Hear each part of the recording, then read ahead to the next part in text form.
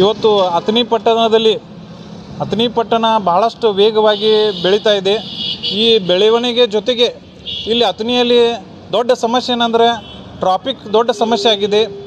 ಈ ಟ್ರಾಫಿಕ್ ಸಮಸ್ಯೆ ಮತ್ತು ಬಗೆಹರಿಬೇಕಪ್ಪ ಅಂದ್ರೆ ಇಲ್ಲಿ ಅಥಣಿ ನಗರಕ್ಕೆ ಒಂದು ಸಂಚಾರಿ ಪೊಲೀಸ್ ಸ್ಟೇಷನ್ ನಮಗೆ ಅತ್ಯವಶ್ಯಕ ಇದೆ.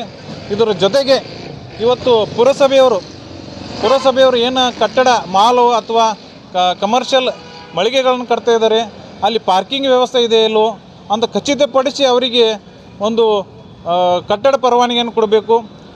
ತಾಲೂಕು ಆಸ್ಪತ್ರೆ ಎದುರುಗಡೆ ಇವತ್ತು ನೋಡಬೇಕು, ಇವತ್ತು ಜನರಿಗೆ, ವಿದ್ಯಾರ್ಥಿಗಳಿಗೆ ಹಾಗೂ ವಯೋವೃದ್ಧರಿಗೆ ಹಾಯುವಷ್ಟು ಅಲ್ಲಿ ನಡೆದಾಡಬೇಕಂದ್ರೂ ಅಷ್ಟು ಟ್ರಾಫಿಕ್ ದೊಡ್ಡ ಸಮಸ್ಯೆ ಇದೆ. ಹಾಗೂ PWD ಅವರು PWD ಮುಂದಾಳತ್ವದಲ್ಲಿ ಒಂದು ಅಥಣಿಯಲ್ಲಿ ರಿಂಗ್ ರೋಡ್ ಆಗಬೇಕಂತ ಒಂದು ಸುದೀರ್ಘವಾದ ಬೇಡಿಕೆ ಇದೆ. ರಿಂಗ್ ರೋಡ್ ಆಗಬೇಕು. ಹಾಗೂ ಇಲ್ಲಿ ಸ್ಥಳೀಯ ಶಾಸಕರು ಹಾಗೂ ಜಿಲ್ಲಾ ಉಸ್ತುವಾರಿ ಸಚಿವರು ಈ ಟ್ರಾಫಿಕ್ ಸಮಸ್ಯೆಯನ್ನು